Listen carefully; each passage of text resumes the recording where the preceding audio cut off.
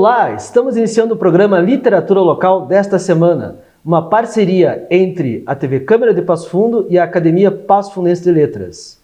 E hoje nós vamos conversar aqui sobre literatura e cinema, sobre um novo projeto aí que a Academia Passo Fundense de Letras iniciou e que teve sua segunda edição semana passada, e que é um projeto que ele fala sobre a conexão entre cinema e literatura. E para falar sobre esse projeto, eu trouxe aqui a presidenta da Academia Passo Fundense de Letras, Antonieta Rovena Oliveira Gonçalves Dias, carinhosamente chamada por nós de Rovena. Tudo bem? Seja bem-vinda, presidenta. Olá, Aleixo. Olá aos telespectadores. É uma alegria muito grande poder estar aqui novamente falando sobre esta grande instituição que é a Academia Passo Fundense de Letras. E também, para conversar comigo aqui, eu trouxe a Marilise Brockstead Lesch, que é coordenadora, inclusive, desse projeto que se chama Cine Literatura, é isso? Exatamente, era um projeto antigo que finalmente no ano passado conseguimos fazer a primeira edição e nessa semana fizemos a segunda com muito sucesso, com um bom público, com convidadas especiais para debaterem o filme logo após a exibição. E foi possível dar início em razão de nós termos adquirido uma televisão que é praticamente um telão com boa qualidade de imagem.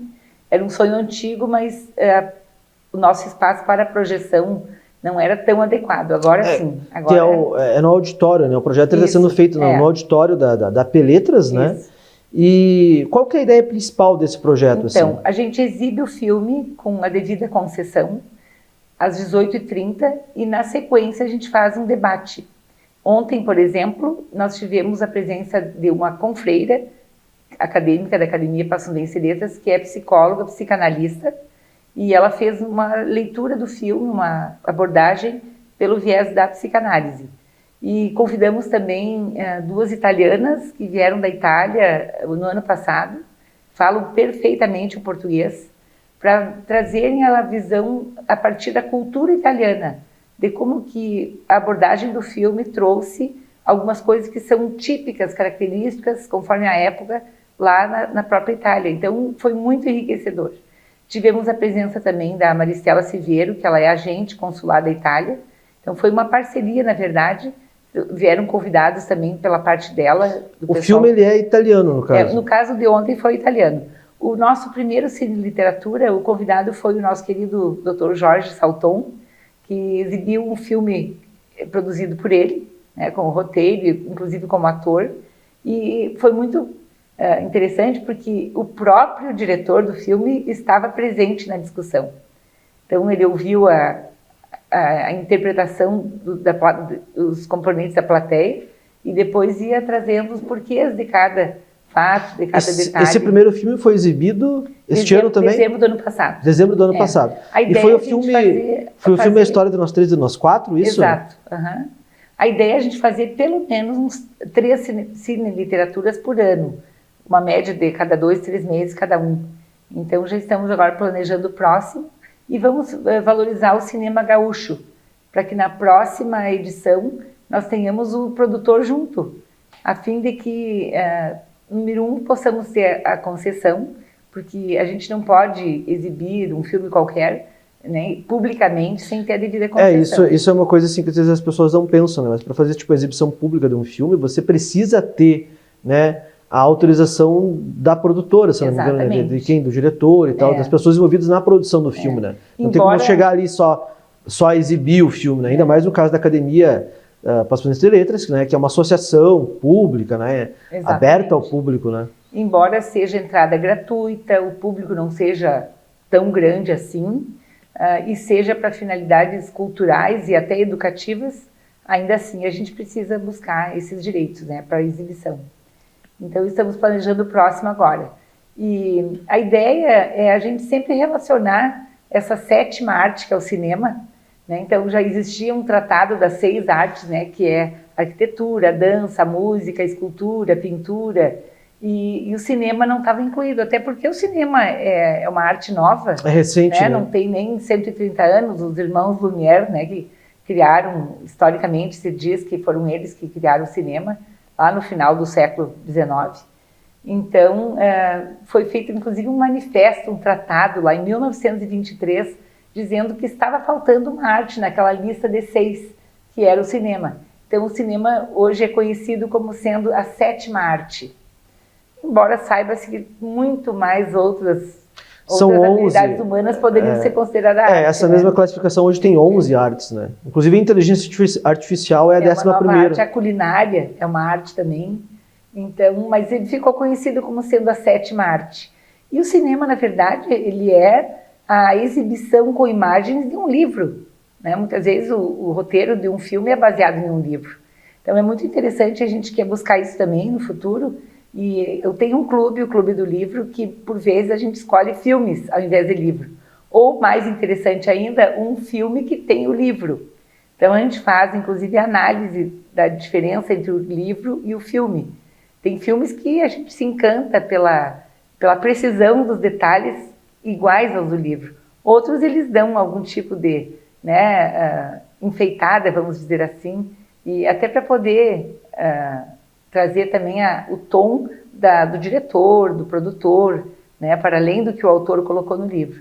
Então, livros como do nosso clube, por exemplo, que a gente assistiu o filme e leu o livro da Agatha Christie, O Assassinato do Expresso Oriente, é impressionante o quanto eles conseguiram produzir um filme idêntico ao livro. Não tive nenhuma surpresa em como que era a fisionomia dos personagens, né, da história. Incrível. O Código da Vinci é outro exemplo também, que conseguiram produzir idêntico ao livro. Então, a gente assistir um filme é como a gente lê um livro, de certa forma, só que nós temos o limite da construção da imagem.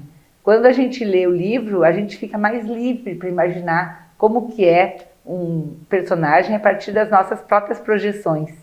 E no caso do filme, não, a gente recebe essa imagem pronta. Então, os dois são importantes, mas eu ainda acho que o livro traz mais capacidade, mais liberdade da gente poder imaginar. Eu acho que o livro tem essa questão de você poder se colocar mais dentro dele através da imaginação que você é obrigado a utilizar durante o processo de leitura, né? Exato. E o Cine Literatura é só um dos projetos que a academia vem tocando, né? Presidenta, quantos projetos a academia tem agora em andamento? Nós temos atualmente 15 projetos ativos, né? Temos os projetos mais, já posso comentar, né?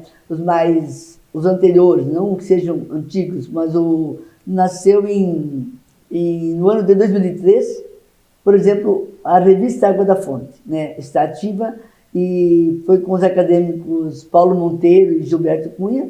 Esse projeto está andando, né? E um outro que também é de 2005, que estou na frente desse projeto aqui, na frente do coordenador, né, do apresentador, que é o Aleixo da Rosa, né? Em 2005 ele nasceu esse projeto, já passou por outros apresentadores, o Paulo Monteiro, a Sueli Froze, acho que o Júlio Pérez, talvez eu esqueça de algum outro, que chegou hoje nas mãos do Aleixo. Nós temos o concurso literário, que está com a Silvana e a Cleusa, o Guine, a Piti.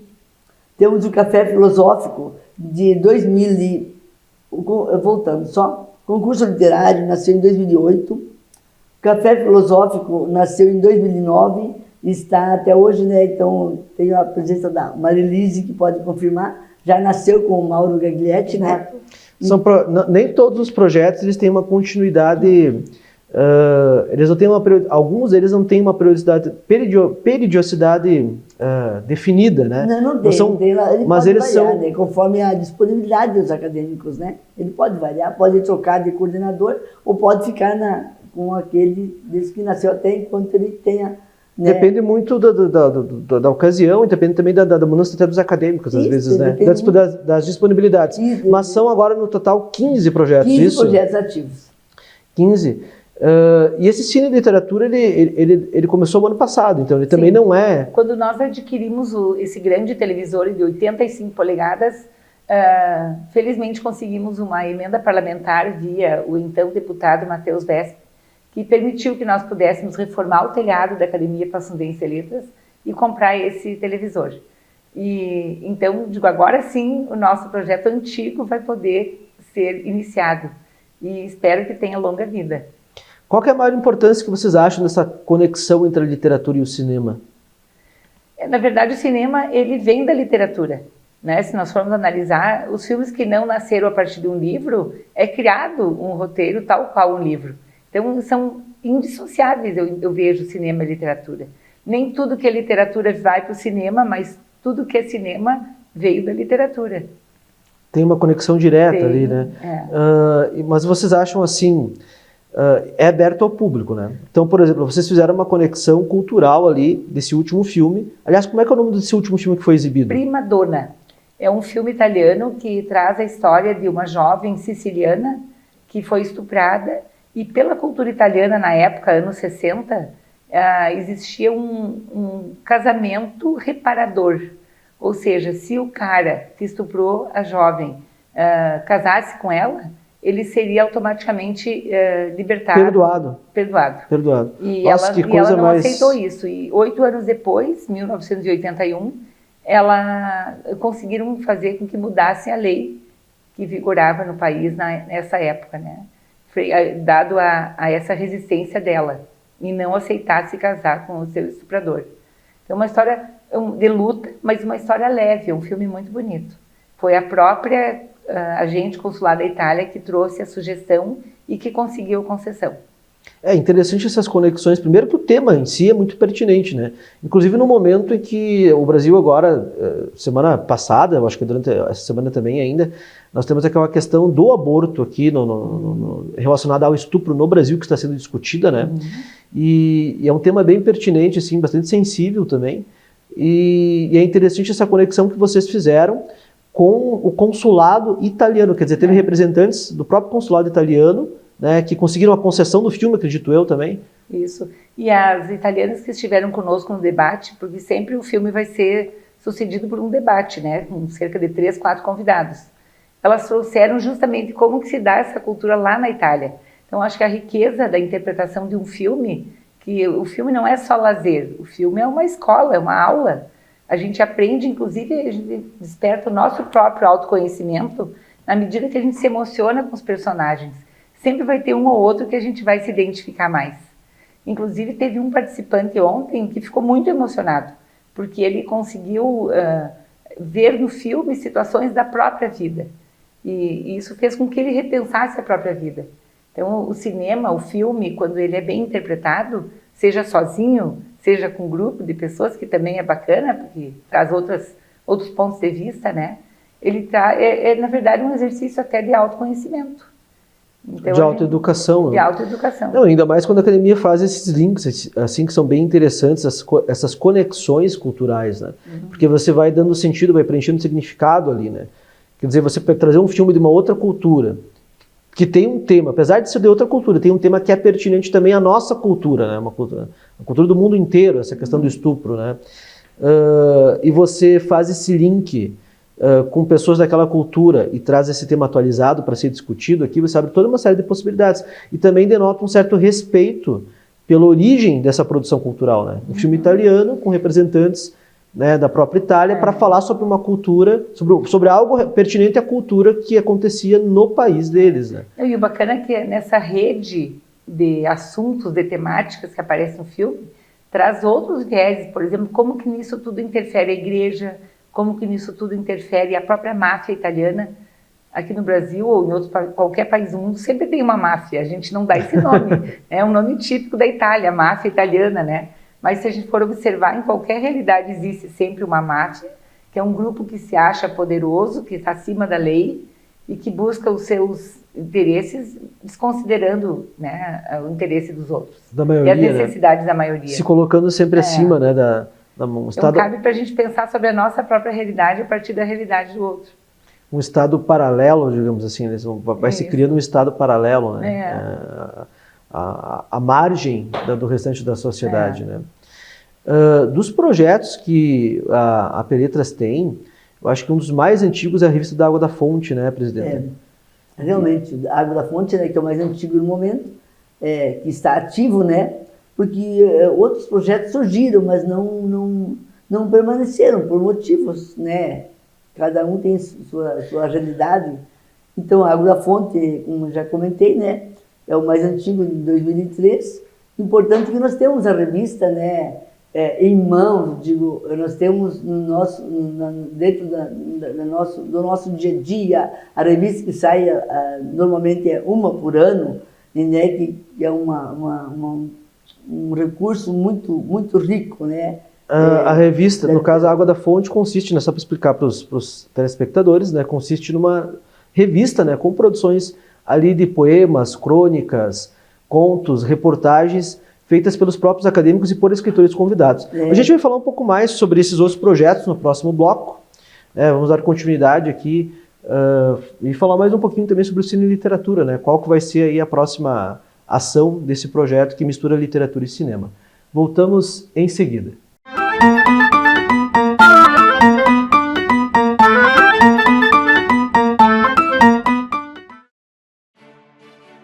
A Câmara de Vereadores é a Casa do Povo. Aqui são criados, votados e aprovados os projetos de lei que definem o rumo e o futuro do nosso município. A Câmara de Vereadores também exerce a função fiscalizadora, supervisionando as ações e decisões do Poder Executivo. Faça parte das decisões. Quando a comunidade participa, a cidade cresce. E as conquistas são de todos. Câmara de Vereadores de Passo Fundo.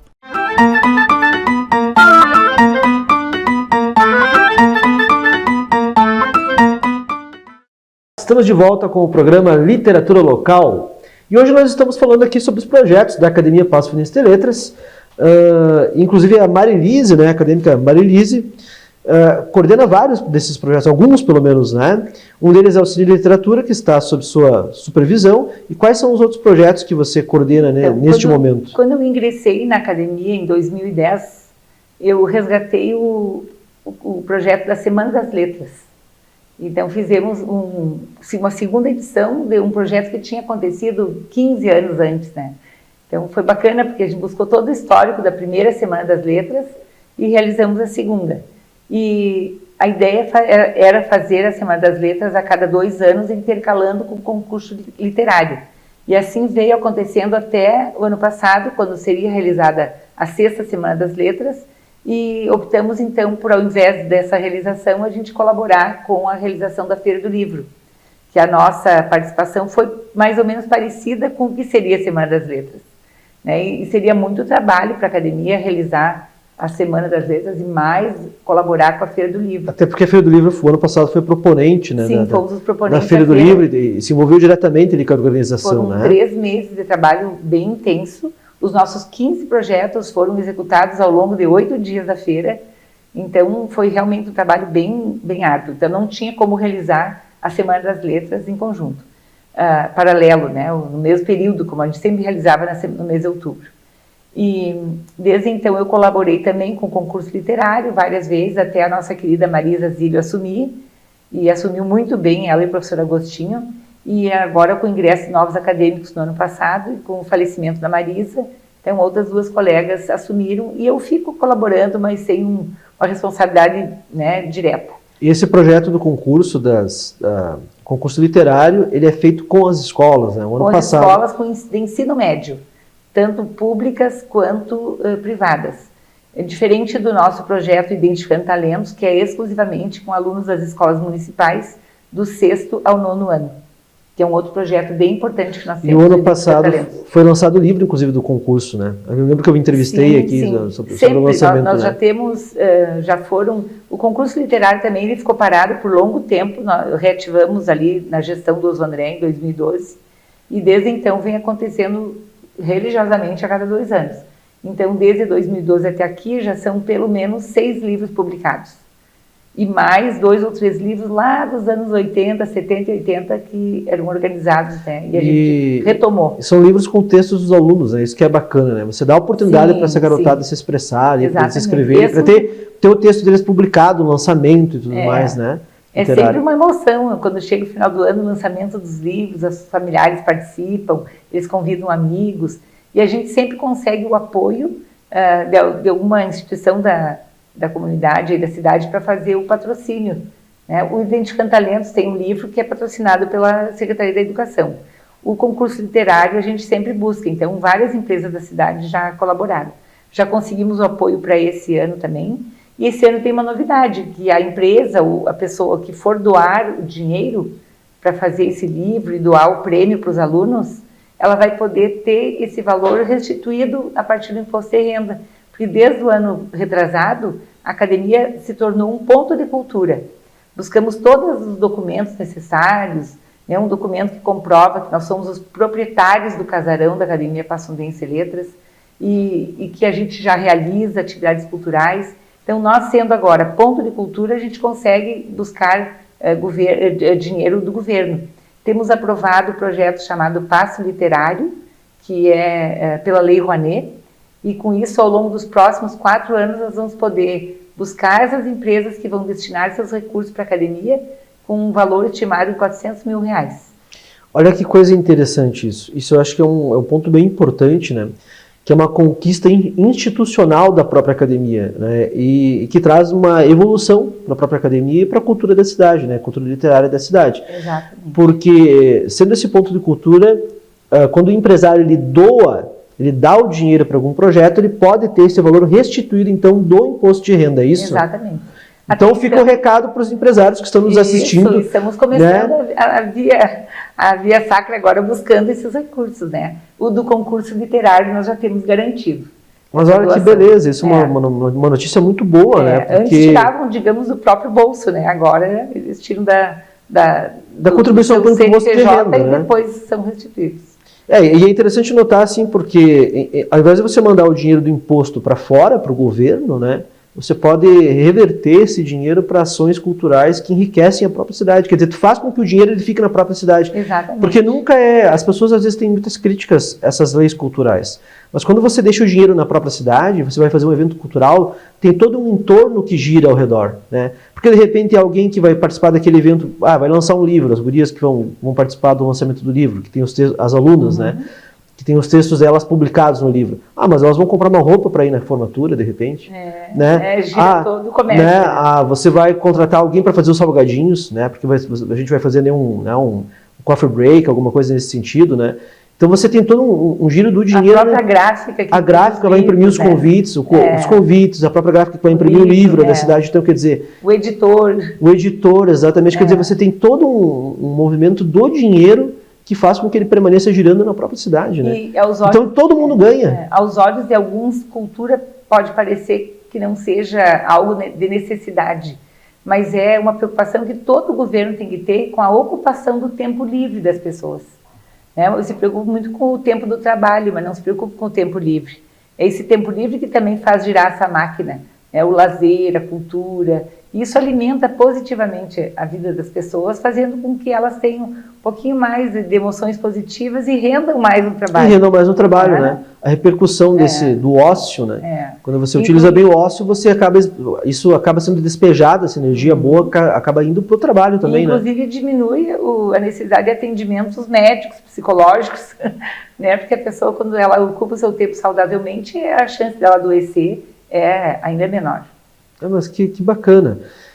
E outro projeto que você também coordena, além do Cine Literatura e dessas ajudas que você dá aí, tem também um que é o Chá das 5, né? Isso, exatamente. O Chá das 5 também era um sonho antigo, a gente sempre se baseia e tem por modelo a Academia Brasileira de Letras.